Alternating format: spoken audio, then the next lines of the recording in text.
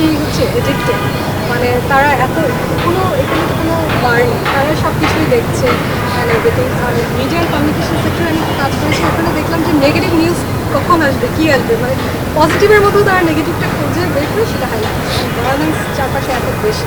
So এখান থেকে তো বাচ্চারা মানে স্কুলে যাওয়ার আগেই তাদের মাথায় একটা মানসিক চলে আসে। তো কাজ করার এখানে কাজ করার আছে এবং এখানে আমাদের পরিকল্পনা আমি আপনাদের সামনে ব্রিফলি তুলে ধরছি।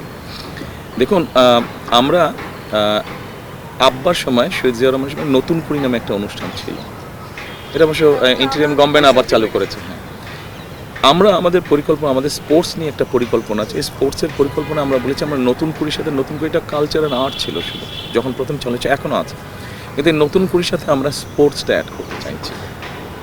আপনি নিজেই বলেছেন আপনার রিলে যে থার্ড ল্যাঙ্গুয়েজ। দেখুন, একটা বাচ্চা যখন 6 বছর, 7 বছর, 8 বছর, 10 বছর, 15 বছর, 18 বছর, আমরা সবাই এই স্টেজটা পার হয়ে এসেছি। আপনারাও কম বেশি এই স্টেজটা পার হয়েছেন কেউ বা পার হচ্ছেন কেউ কেউ। এই স্টেজে কিন্তু মানুষের শারীরিক এবং মানসিক অনেক এনার্জি থাকে। তো আপনাকে তো এই এনার্জিটা কোথাও বার্ন করতে হবে। আপনি যদি সঠিক আপনাকে জায়গা দেওয়া হয় তাহলে আপনি সঠিক জায়গায় বার্ন করবেন, আর আপনাকে যদি সঠিক জায়গা না পান আপনি তাহলে বেঠিক জায়গায় আপনি বার্ন করবেন। এবং সেই জন্যই আমরা নতুন কুড়ি স্পোর্টস এই দুটো আমরা চালু করতে চাইছি।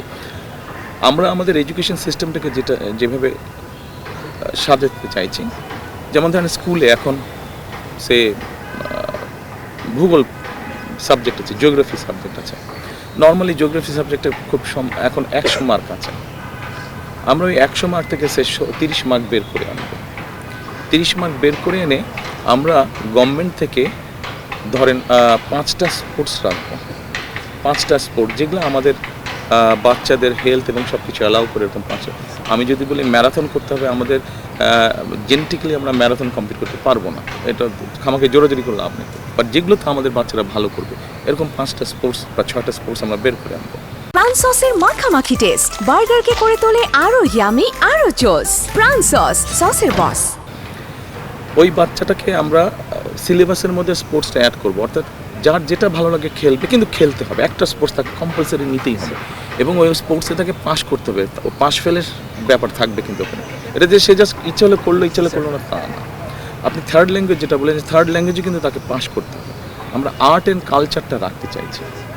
সেটা আপনার কেউ ছবি আঁকা হতে পারে, কেউ গান গাওয়া। আমার নিজের যেরকম ছোটোবেলায় আমি গিটার বাজানো শিখতাম, হাওয়েন গিটার শিখতাম, আমি কমপ্লিট করিনি অবশ্য। তারপরে অনেক বাচ্চার এরকম আছে, ইচ্ছা আছে, কেউ পিয়ানো বাজাতে চায় বা কিবোর্ড বাজাতে চায়, গিটার বাজাতে, কেউ বাঁশি বাজাতে চায়। আমরা এই সাবজেক্টটা রাখবো এবং সে ইতিহাস থেকে আমরা 30 মার্ক বের করে আনবো, 70 মার্কের পরীক্ষা অথবা 50 মার্ক বের।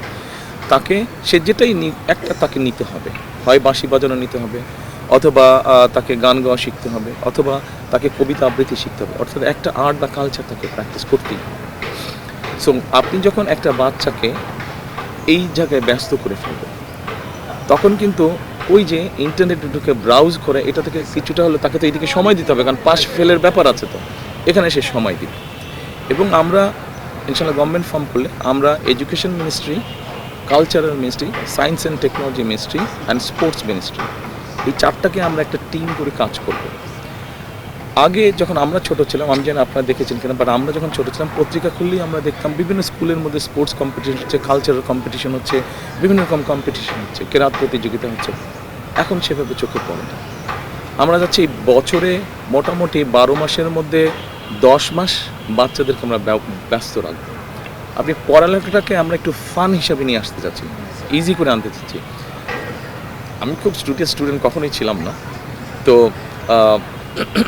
পড়ালেখাটাকে ইজি করতে চাই যাতে বাচ্চারা ইন্টারেস্ট পায়। আপনি যখন ইন্টারেস্ট তৈরি করতে পারবেন তখন স্বাভাবিকভাবে অন্য জায়গা থেকে কিন্তু মাইন্ডটাও ডাইভার্ট হবে, তখন এগুলোতে ইন্টারেস্ট পাবে। এভাবে, এটা খুব ব্রিফলি বলে, এভাবে আমরা জিনিসটাকে সাজাতে যাচ্ছি।